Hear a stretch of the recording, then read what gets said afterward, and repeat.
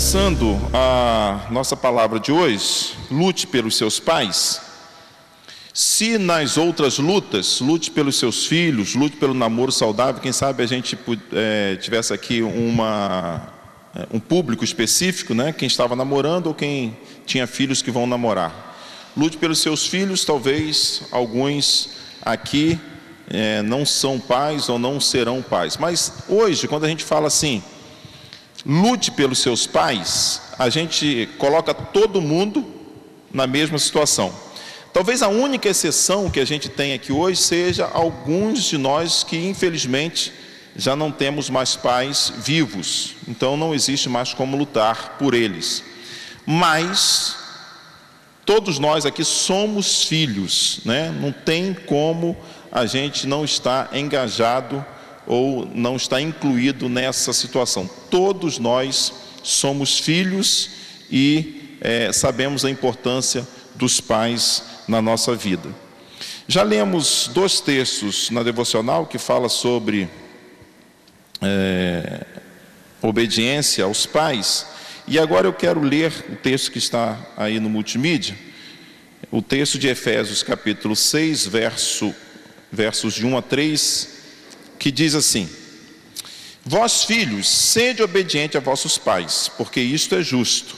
Honra a teu pai e a tua mãe, que é o primeiro mandamento com promessa, para que te vá bem e vivas muito tempo sobre a terra.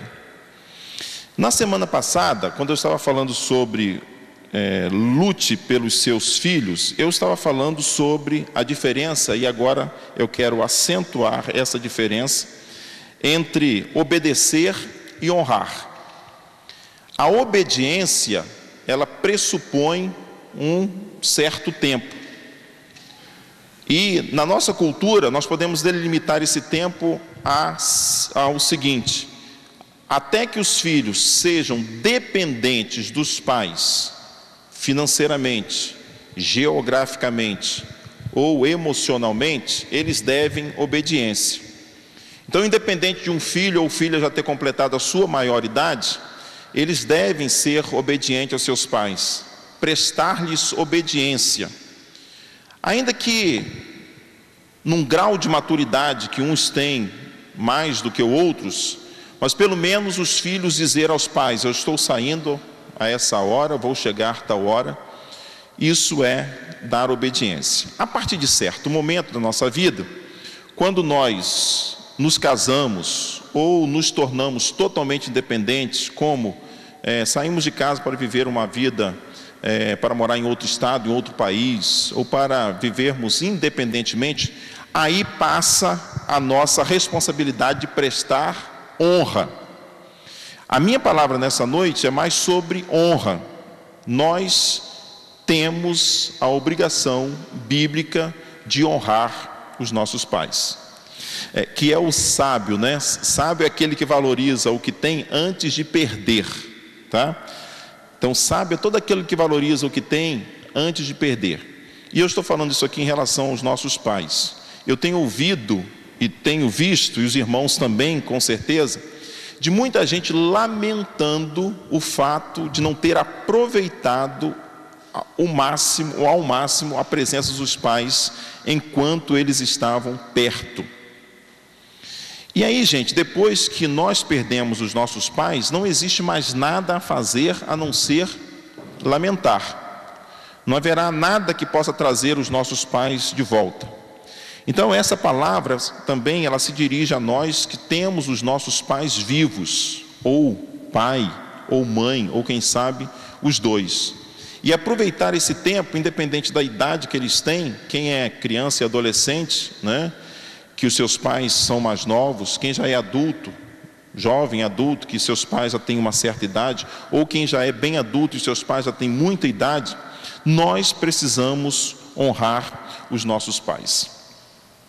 Existem algumas ilustrações ou histórias que marcam a nossa vida, e eu vou contar uma para ilustrar algo que ficou gravado na minha mente. Eu estava na 3ª série, e na 3ª série eu estava com 8 anos, 45 menos 8, 37, então há 37 anos atrás, eu li na escola, num caderno, e eu lembro que esse caderno ele tinha um formato na horizontal, e tinha algumas histórias que era para a gente fazer interpretação de texto, e essa história ela contava uma prática de uma comunidade que vivia em uma certa região, uma região interiorana, ou uma região de tribo, podemos pensar assim, mas que havia uma prática interessante nessa comunidade. Diz a história que todos os filhos, quando os pais completavam uma certa idade aí, ou seja, quando estavam bem idosos, e a história diz isso, quando eles não tinham mais capacidade de talvez se locomover, de fazer os seus afazeres sozinho, cuidar da sua higiene, havia uma prática nessa comunidade de pegar os pais, o filho pegar o pai e levá-lo para uma caverna. E a história diz que um filho então pegou o seu pai, colocou-o nas costas e levou-o para uma caverna para deixar lá.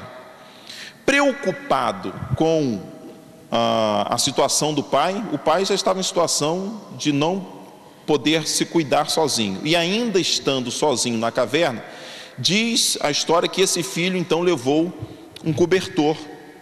E aí chegou lá, ele despediu-se do pai e pegou o cobertor e ele disse assim: aqui, pai, para que você possa se aquecer nos tempos de frio que o Senhor vai passar aí nessa caverna.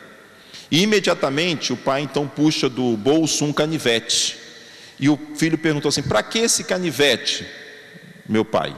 E o pai disse assim: divida esse cobertor, porque daqui a alguns dias será o seu filho que vai trazer você para cá.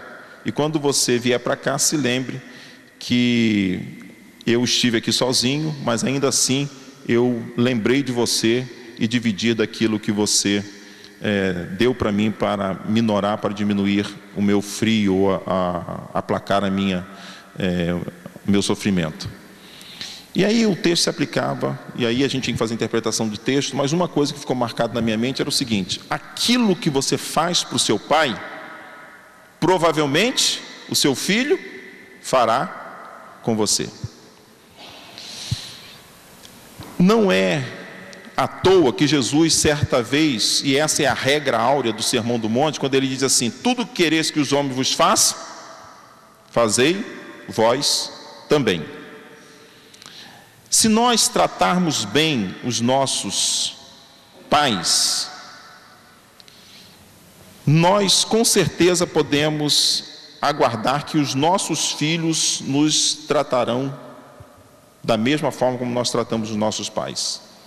Mas se nós tratarmos mal os nossos pais, com certeza nós receberemos a retribuição quando chegar a nossa vez, e receberemos o mesmo trato que demos aos nossos pais. Usando isso como ilustração, eu quero falar sobre alguns motivos, algumas razões para honrarmos e o que a Bíblia diz sobre isso. Eu quero começar dizendo o seguinte: os 10 mandamentos, eles se dividem em 3 partes. São 10 regras, 10 ordens, e ela tem a seguinte divisão. A primeira parte dela se relaciona ou nos orienta no nosso relacionamento para com Deus. Não terás outros deuses diante de mim, primeiro mandamento. Segundo, não farás para ti imagem de escultura, nem se curvarás perante ela.